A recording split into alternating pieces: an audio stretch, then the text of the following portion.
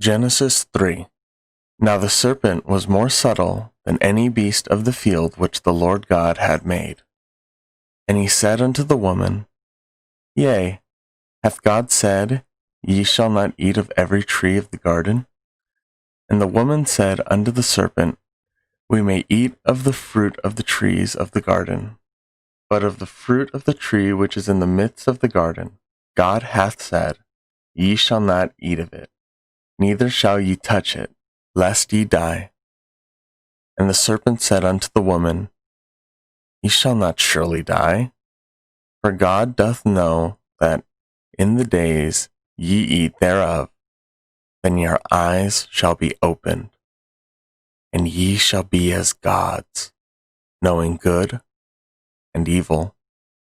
And when the woman saw that the tree was good for food, and that it was pleasant to the eyes, and a tree to be desired to make one wise, she took of the fruit thereof, and did eat, and gave also unto her husband with her, and he did eat.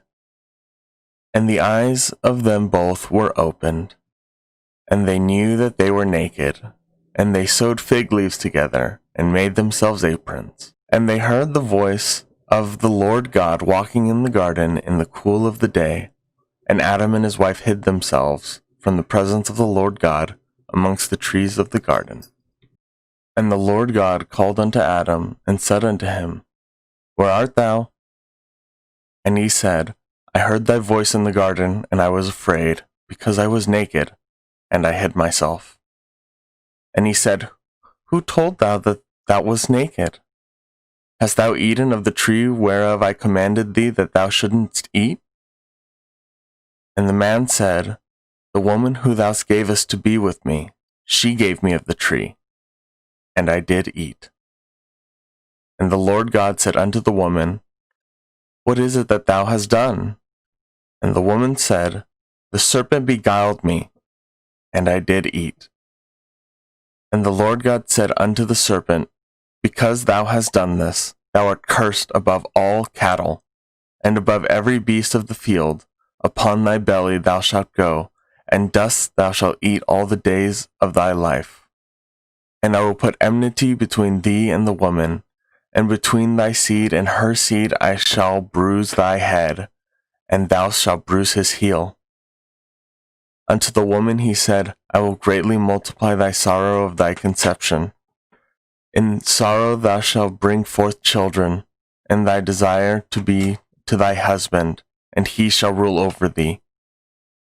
And unto Adam he said, Because thou hast hearkened unto the voice of thy wife, and hast eaten of the tree, of which I commanded thee, saying, Thou shalt not eat of it, cursed is the ground for thy sake.